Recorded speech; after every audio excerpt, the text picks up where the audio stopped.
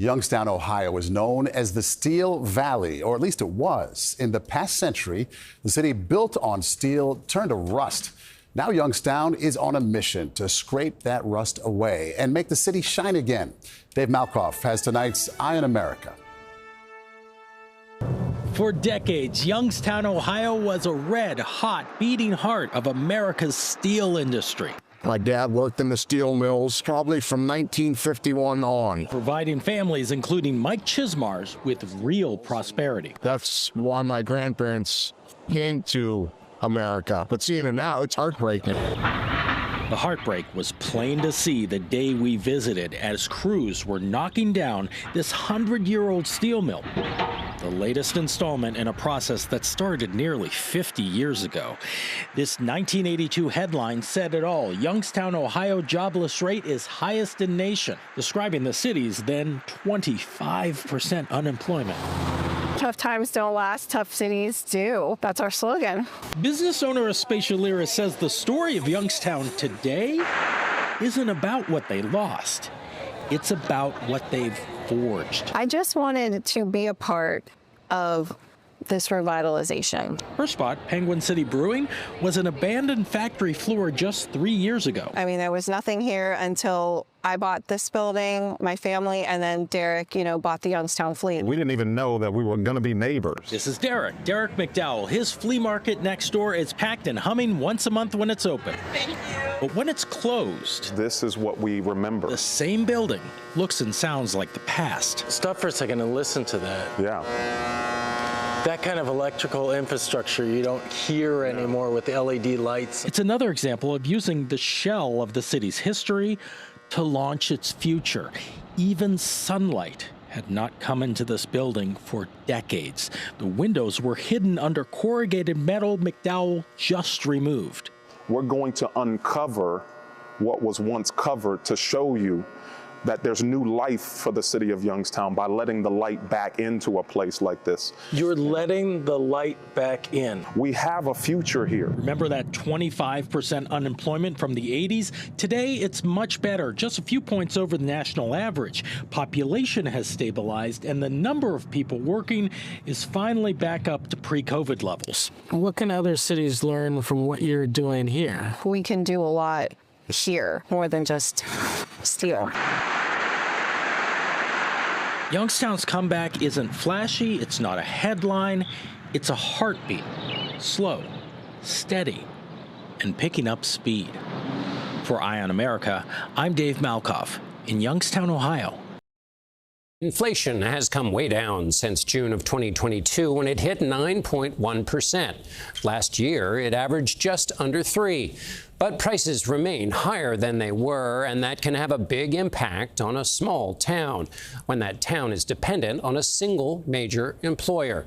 Jonathan Vigliotti has tonight's Eye on America from Connell, Washington. For half a century, Connell, Washington's economy depended on French fries.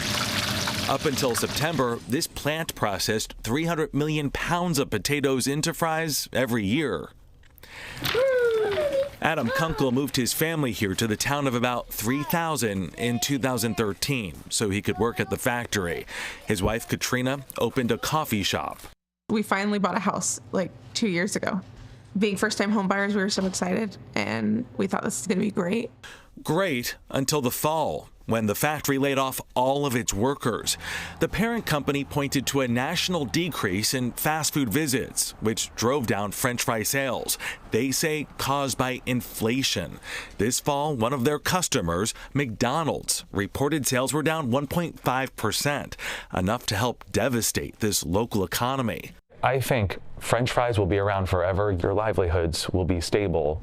I'd worked there for over 11 years. I was just like, what am I going to do now to support my family? If you're a town who's just lost your lifeline, what do you do next? This is the reality of these events hitting these small town communities, is there's not an immediate solution to help them. Ryan Herzog is a professor of economics at Gonzaga University. Donald Trump campaigned on bringing prices down on everyday goods.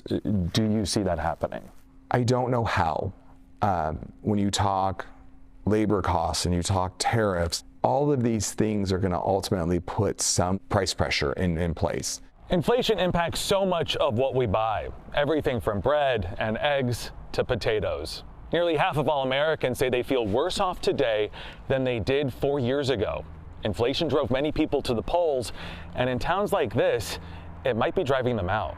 We had people, generations of families that worked here. Connell Mayor Lee Barrow says the plant's closure has already led to collateral damage, a 10% cut in the town budget due in part to lost tax revenue. What kind of ripple effect could that have on the rest of the community?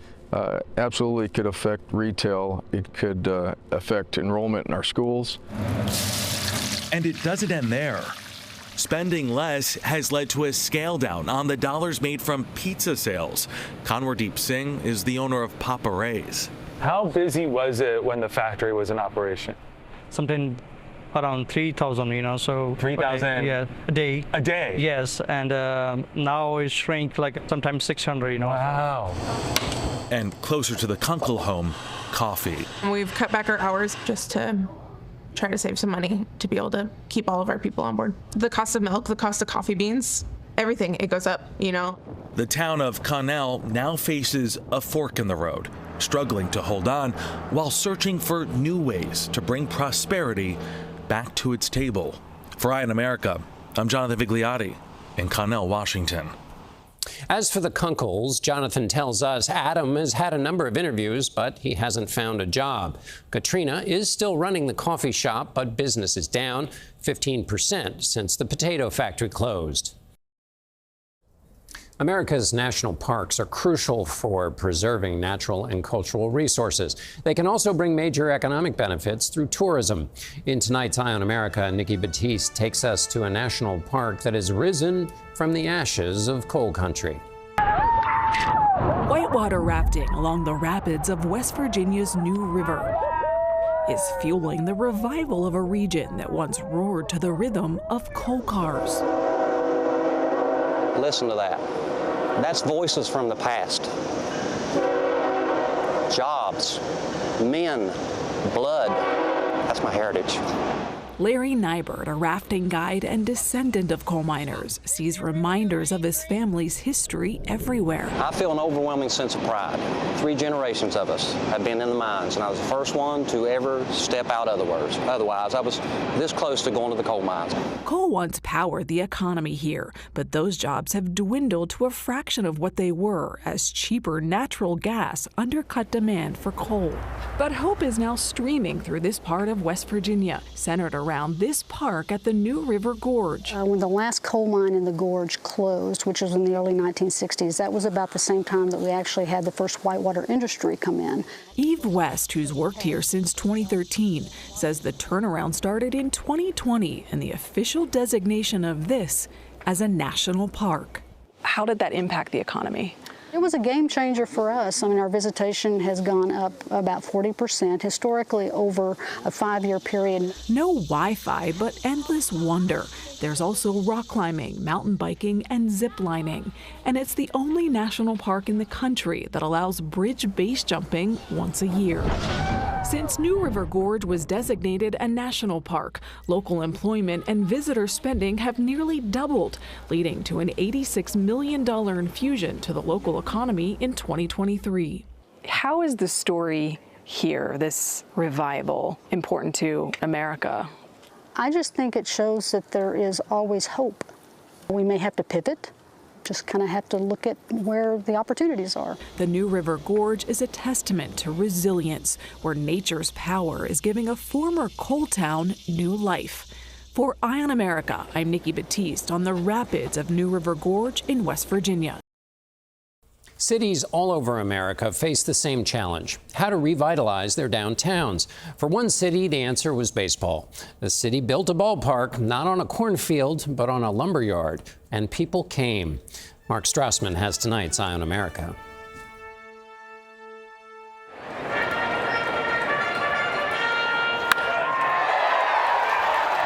Floor Field, a field of dreams come true for Greenville, South Carolina.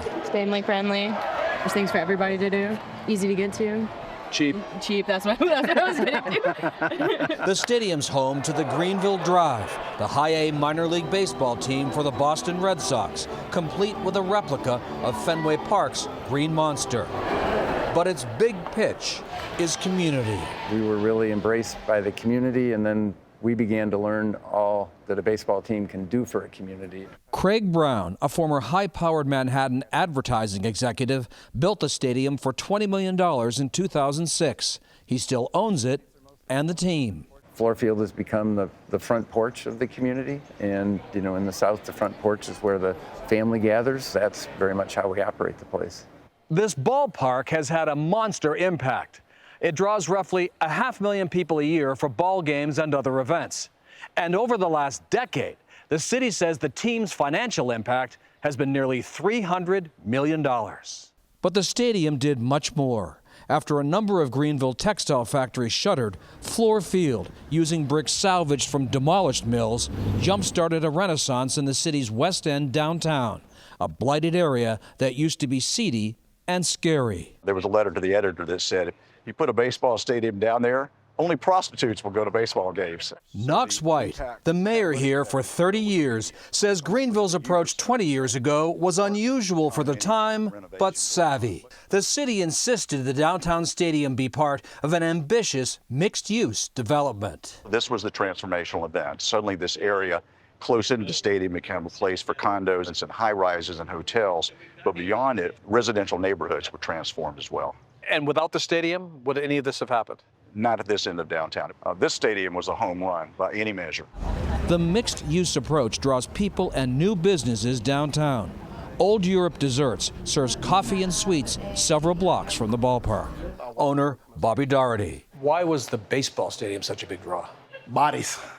I sell cake. I need bodies through the door. So I knew I was kind of right in the middle of all the traffic, if you will. And that was the sweet spot. That was the sweet spot, yeah.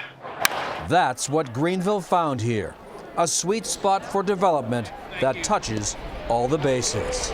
For Eye on America, I'm Mark Strassman in Greenville, South Carolina.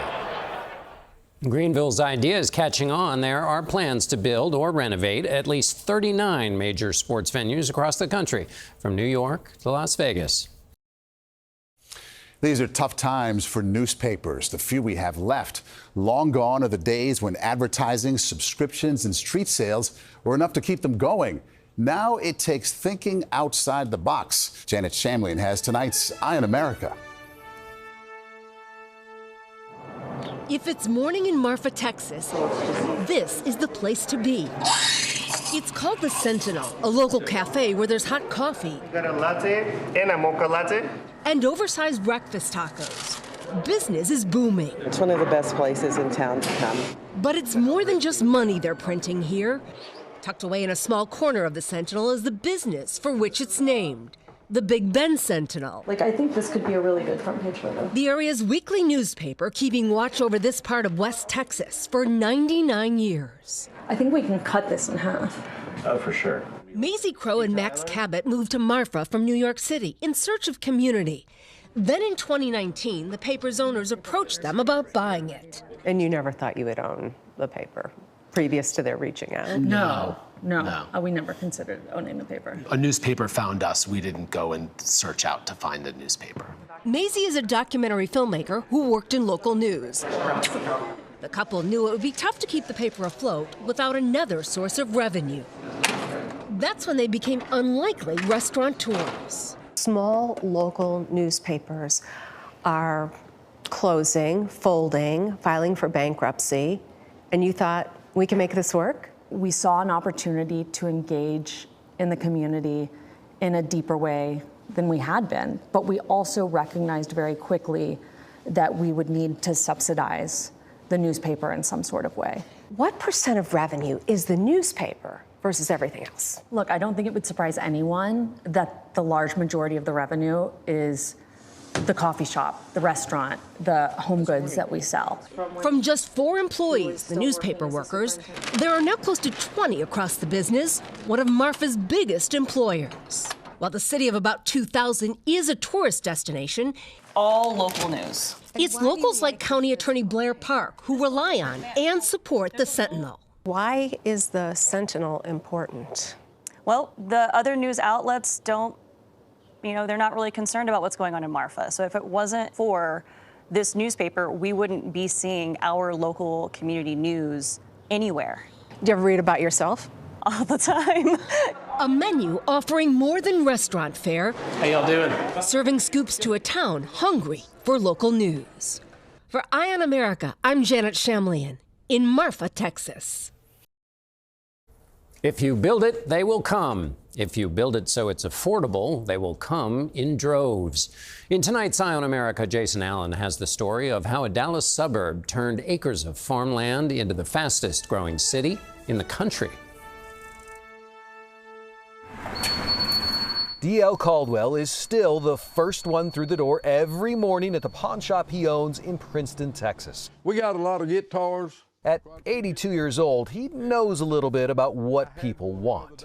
What was it like when you put this building up here? It was nothing around. When Caldwell's family settled here in the 1960s, fewer than 1,000 people lived in Princeton. Do you remember at all, DL, why your family moved here? Dad was building houses and I was the best carpenter around. Farmers saw fertile ground to grow their cantaloupes and onions. Caldwell saw an opportunity for another type of growth. He started buying land and opening businesses. Why did you do that? I really believed it would grow. And I figured that the cheaper type, inexpensive homes would come to Princeton. Not even Caldwell saw them coming like this. Rows of homes now fill Princeton's old farm fields just 30 miles north of Dallas. 17,000 people lived here in 2020. In just 3 years, the population jumped to 28,000 and hit the 37,000 mark last year, topping the Census Bureau's list of the fastest growing cities in the country. These are kitchen stuff. Crystal Alexander is one of thousands who just moved in. You've never been a homeowner before? No, this is my first time and it is exhilarating. Princeton was not on her list of places to live, but in a county where the median sales price for a home is nearly $475,000, homes in Princeton sell for just about $300,000. It was something that I knew that I could afford, and the homes were actually really nice. Growth comes with growing pains, and homes went up so fast last year Princeton had to put a temporary stop to any more building just to make sure there were enough sewer lines and water lines and roads for everyone who was moving in. Eugene Escobar Jr. is Princeton's mayor. What do you think your biggest challenges are right now? And we're still about 5 years probably behind. We're having to literally figure out everything and redo everything over because the measurements, everything we had in place cannot handle where we are now. Another 13,000 home units are already approved and waiting to be built. Who could have ever seen it coming? I still got one of the first trucks I started with. Well, D.L. Caldwell, for one. We were all talking, and I made a comment. I said, who'd ever thought this about Princeton? And Dury was sitting over there, he said, me? I said, well, you're right. The once tiny town of Princeton is expected to grow to 100,000 people within the next 5 years. For Eye on America, Jason Allen in Princeton, Texas.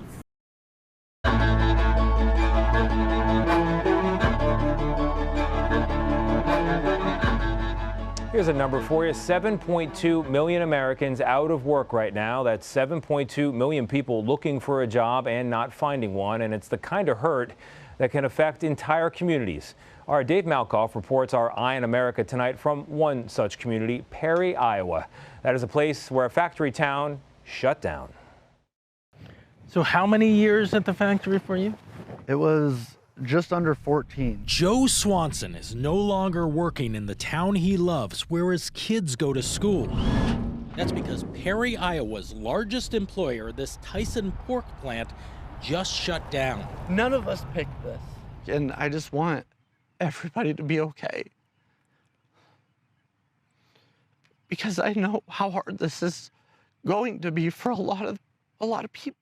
If it's this hard for Joe, think of the nearly 1,300 other employees, most of them living in but no longer working in this city. If you're going to find a new path forward, sometimes it's not here. Yeah, absolutely. You have the power. Make sure that you find the right opportunity that's going to benefit you and your family. The reality in Perry is that the right opportunities left a long time ago. The meat processing plant's not modern enough for the company. Upgrades would simply cost too much. Rachel Wacker runs the County Development Alliance. Maybe we were hoping for a miracle at first where we can just turn off the lights on June 28th and turn them back on with a new user, and that's simply not the case. And they're not alone. This is one of those one factory town stories. 25% of the people in Perry who are old enough to work in the pork factory do work in the pork factory. If you add in their family and the people who they support, that's about 60% of the town impacted. This is not new. Youngstown, Ohio was once a thriving steel city of 140,000 in the 70s. 5,000 employees at one time were gone. The mills closed, and today, the population is less than half of what it used to be. Ohio was hit hard again in 2008, this time in Wilmington, when a shipping hub closed. 42% of the working-age population lost their jobs. Then in 2009, down in Louisiana, a chicken plant, which employed more than a third of the town, shut down in Farmerville. Back in Perry, Iowa, people like Nacho Calderon are learning from history. His last day driving to work may lead to his first day driving for work. Especialmente de concreto o de basura. You're trying to be a truck driver or a garbage driver Sí, or something like that? Yeah. Sí, man, yeah. Driving the garbage trucks this town still needs requires a commercial driver's license. Good. The community college is giving these trucking classes away for free to give the workers a shot at staying in town. How do you feel? Triste no solo por mí, por otra gente que no. It's not just you, it's the people that you work with as well. Yeah. Y no tiene carro. They don't have cars. Pagando mucho dinero. Nacho is still looking for work.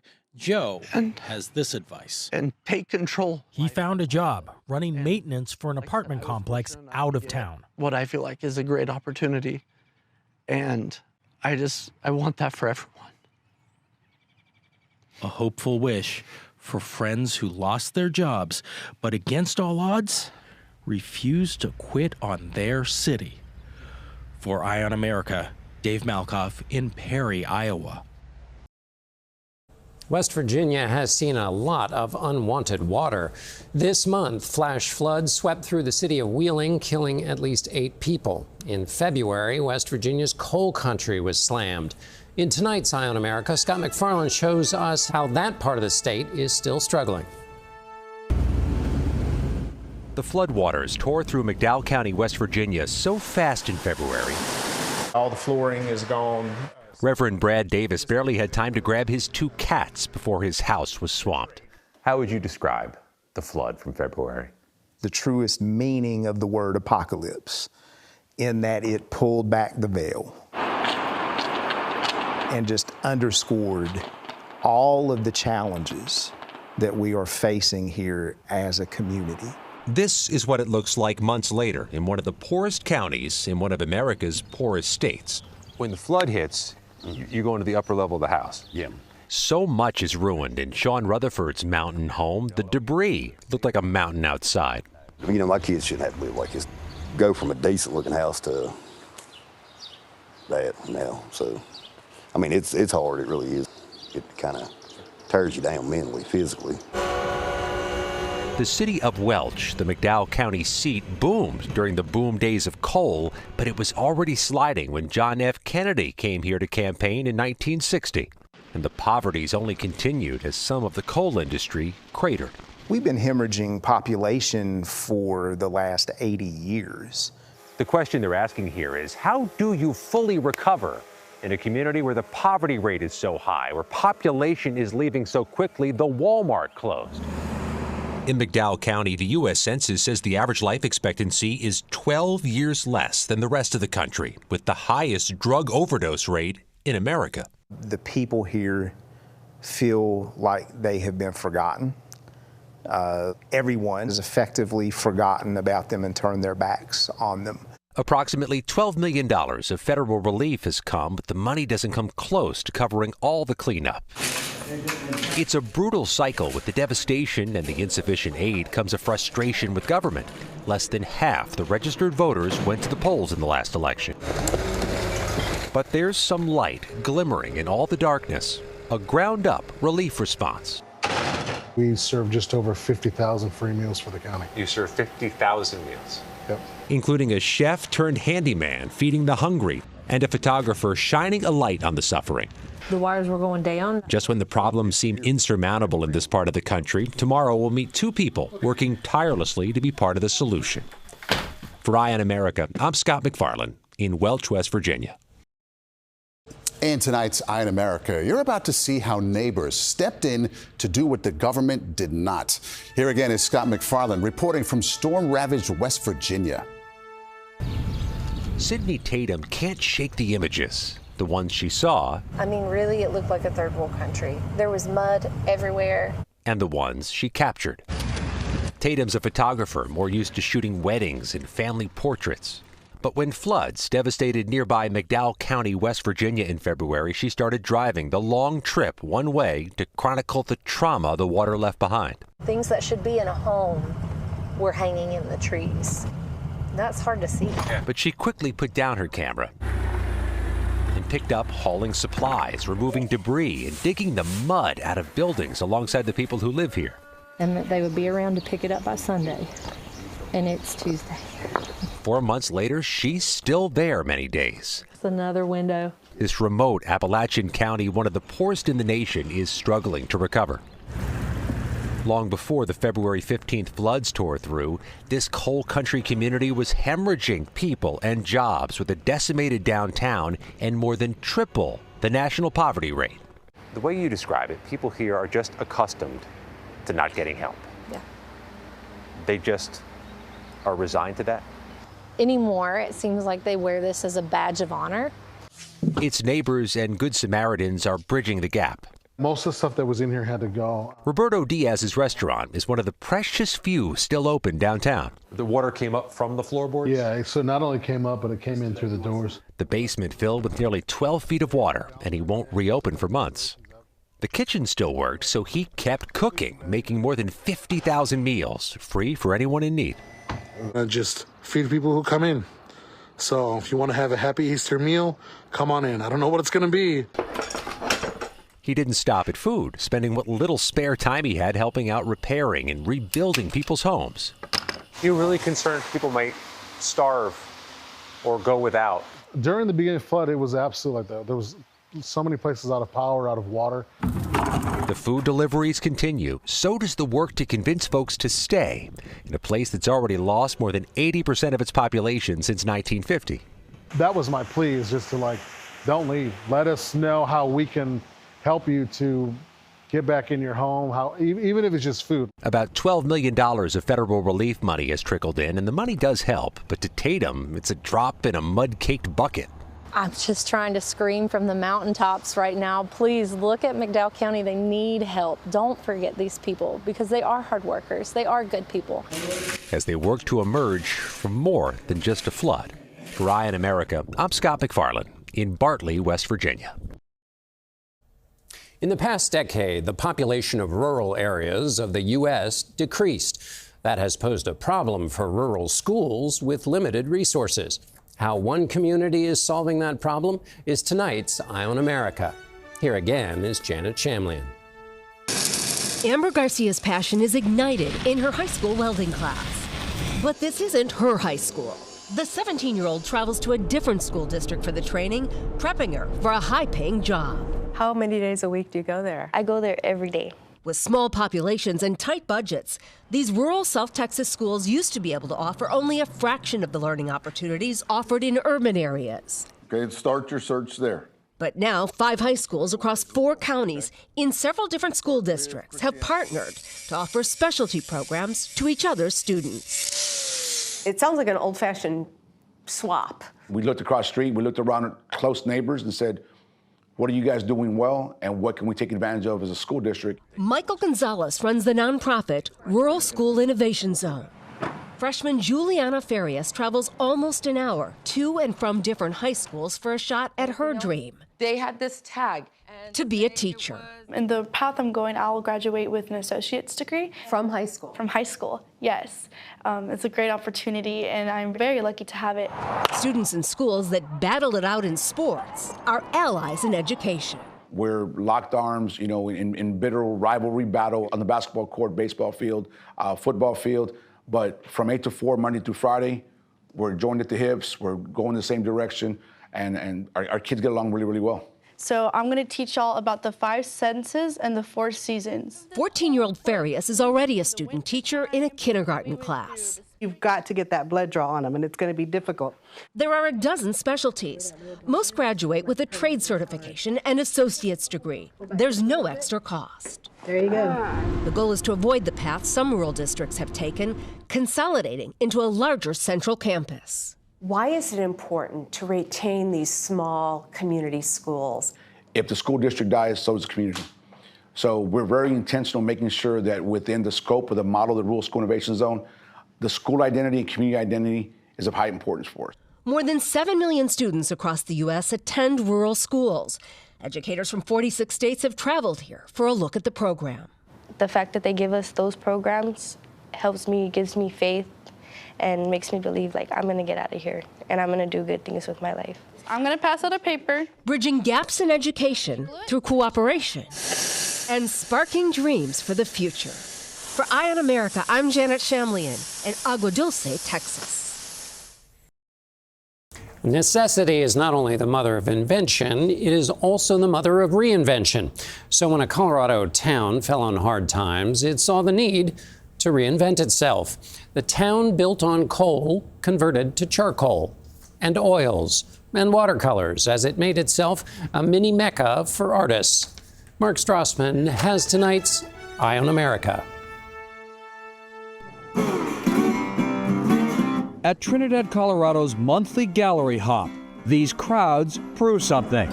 This struggling community was a blank canvas all along. The art scene is absolutely the focal point.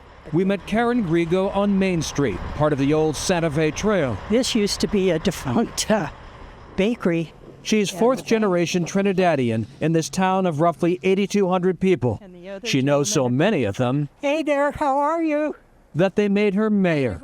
I was really afraid for Trinidad because I didn't know what we could do to turn it around. Trinidad used to be the capital of southern Colorado coal. That went away, bleak times followed. As recently as 15 years ago, the vacancy rate on Main Street was 70%. The name of the local river had it right, Purgatory. They haven't killed us yet. And when it's been down, it's been way down? It's been way down. You know, desperation. You say, okay, what can we do? Then Trinidad got creative. Workshops, galleries, artist housing. Slowly, a new vision emerged. Painted, and they will come. We have people moving here to do their art, to sell their art. This is my most recent one. This is Artists Leif Lathrop and Tracy Wall showed us their livelihood and Trinidad's. They moved here 6 years ago. It's a bunch of incredibly talented people coming together. If Trinidad did not emphasize the arts, would you be here? No. Any place that I can go and I have an opportunity to do it and even possibly flourish, that's where I'm going to go. Josh Blanchard oversees the state's Creative Districts program. It offers grants, tech assistance, and seed money for entrepreneurs and nonprofits, with an emphasis on small towns. I mean, you can't just throw up a gallery and hope it's going to work. It is more complicated. It has to include community buy-in. We have 30 communities across the state with creative districts that have been certified. As an arts hub, Trinidad now sees itself as a baby Santa Fe. We didn't get in this situation overnight, and we're not going to get ourselves out of it overnight. Does it show that the arts can be an economic engine? I mean, I think it creates an expectation of success. And they say, oh, that's someplace I'm going to make it to. I'm going to go check it out. So it creates this momentum. It has, in Trinidad, a touch of art heaven on the other side of purgatory. For Eye on America, Mark Strassman in Trinidad, Colorado.